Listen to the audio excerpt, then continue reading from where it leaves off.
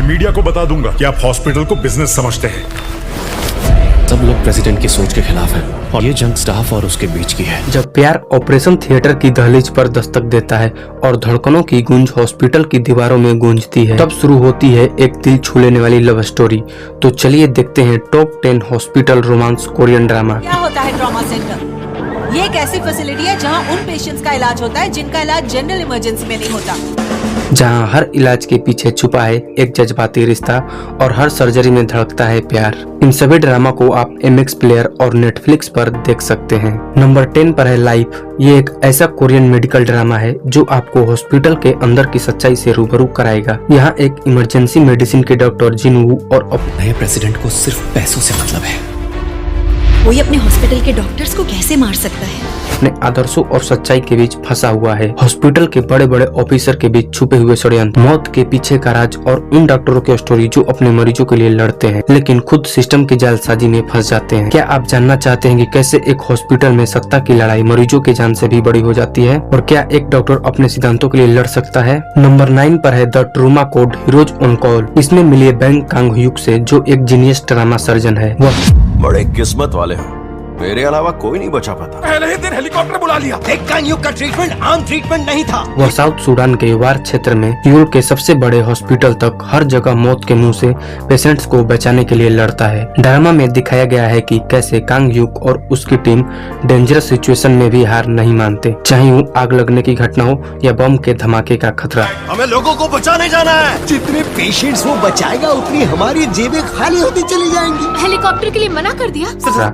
एक सीन में जब आग लगती इमारत में ऑक्सीजन टैंकों के विस्फोट का खतरा होता है, तब भी वह घायल मरीज को बचाने की कोशिश करता है और खुद गंभीर रूप से घायल हो जाता है। यह ड्रामा सिर्फ मेडिकल थ्रिलर नहीं है बल्कि ह्यूमैनिटी, बहादुरी और उम्मीद की भी स्टोरी है। नंबर 8 पर है रेजिडेंट प्लेबुक। यह स्टोरी 4 नए रोग एक्सपर्ट रेजिडेंट डॉक्टर की है जो एक बड़े हॉस्पिटल के सबसे बड़े चैलेंजिंग डिपार्टमेंट में अपनी पहली जॉब शुरू करते हैं। यहाँ हर एक किरदार की अपनी अपनी स्टोरी है। वह यंग जो कर्ज से जूझ रही है और नौकरी सिर्फ इसीलिए करती है ताकि अपने कर्ज चुकाए। ये चारों शुरुआत में 9 वर्ष असमर्थ और असफल होते हैं लेकिन धीरे धीरे वे न केवल अपने पेशे में माहिर बनते हैं बल्कि एक दूसरे का सहारा भी बनते हैं। ड्रामा में आपको हॉस्पिटल की असली लाइफ के साथ साथ उनके पर्सनल रिलेशनशिप्स और संघर्षों की ड्रीम्स भी एक झलक देखने को मिलेगी। नंबर 7 पर है डेली डोज ऑफ सनशाइन। यह स्टोरी जंग डाइन नाम की एक नर्स की है जो मेंटल पेशेंट्स के वार्ड में ट्रांसफर होती है। लेकिन पेशेंट्स को संभालने के लिए प्रोटोकॉल अलग है। आप नहीं है ना? अब कैसा लग रहा है आपको? वहाँ उसे न केवल मरीजों की लाइफ को समझना होता है बल्कि खुद की मेंटल लड़ाई से भी जूझना पड़ता है। इस ड्रामे में आपको मिलेगी ह्यूमैनिटी की सबसे खूबसूरत झलक जब एक नर्स अपने मरीजों के दर्द को महसूस करती है और उन्हें उम्मीद की एक किरण देने की कोशिश करती है। क्या कर रही हो मिस जंग? यहाँ मुझे क्या करना है समझ में ही नहीं आ रहा है।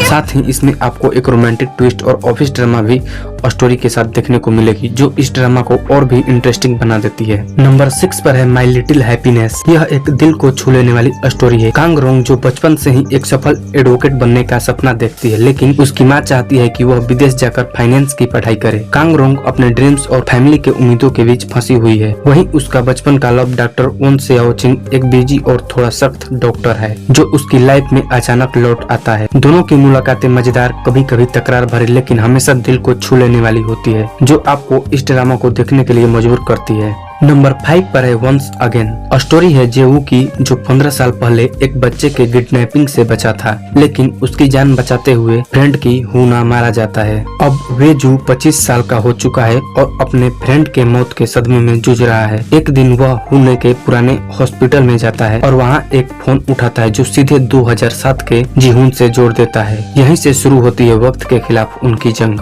मैंने तो खून रोक दिया था, तुम्हें कहीं और लगी है क्या? आप ब्लीड कर रही हैं। जहाँ जेहू अपने फ्रेंड की मौत को रोकने के लिए कोशिश करता है लेकिन क्या वो अपनी तकदीर बदल पाएगा? नंबर 4 पर है डॉक्टर डिटेक्टिव। इसमें डॉक्टर जोंग यून जो एक बेहद होनहार इंडस्ट्रियल हेल्थ डॉक्टर हैं, एक ऐसे सेंटर में शामिल हैं जहां अनजानी और डेंजरस बीमारियों की तहकीकात होती है। टीएल मेट्रो का एक मेंबर मेट्रो ट्रैक पर अभी गिर गया। सीरियस तो नहीं? वो बच नहीं पाएगा सर। वह अपने साथी डॉक्टर ह्यू मिन के साथ मिलकर उन इंडस्ट्रियल दुर्घटनाओं और बीमारियों की सच्चाई खोजने लगती है जिन्हें बड़ी कंपनियां छुपाना चाहती है। ये ड्रामा दिखाता है कि कैसे कुछ लोग अपनी जान जोखिम में डालकर सोसाइटी की बेहतरी के लिए और कैसे भ्रष्टाचार और ताकतवर लोगों यहाँ पे हर किसी की अपनी अपनी लाइफ है। यहाँ जीने के लिए हम सबको मेहनत करनी होती है। की साजिशों को बेनकाब। अगर आप सच्चाई की खोज मेडिकल थ्रिलर पसंद करते हैं तो डॉक्टर डिटेक्टिव आपके लिए एक दमदार ड्रामा है। इसे आपको मिस नहीं करना चाहिए। नंबर 3 पर है I know I love you. Story की हीरोइन सुनुआओ एक डॉक्टर प्लीज दरवाजा खोलिए, मेरी कैट बीमार है। नाम सुनो, कैट का। फूलों की दुकान चलाने वाली लड़की है जो कई सालों की नाकाम लव से टूट चुकी है। उसके फैमिली वाले उसे एक ऐसे आदमी से मैरिज करने के लिए दबाव डालते हैं जिससे उसका दिल नहीं जुड़ा। दूसरी तरफ झाओ जिन एक एनिमल डॉक्टर है जो अपने फैमिली की रिस्पॉन्सिबिलिटी और मैरिज के दबाव में फंसा हुआ है। जब ये दोनों मिलते हैं तो उनकी फ्रेंडशिप तुम मुझे नहीं जानते। क्या नहीं जानता? मेरा बॉयफ्रेंड है। तुम झूठ बोल रही हो। हम दोस्त बन सकते हैं। धीरे धीरे एक गहरे और खूबसूरत लव में बदल जाती है, लेकिन सोसाइटी और फैमिली की उम्मीदें उनके रास्ते में बड़ी बाधा बनकर आती है। क्या ये दोनों अपने दिल की सुन पाएंगे? क्या उनका लव इन सब मुश्किलों को पार कर पाएगा?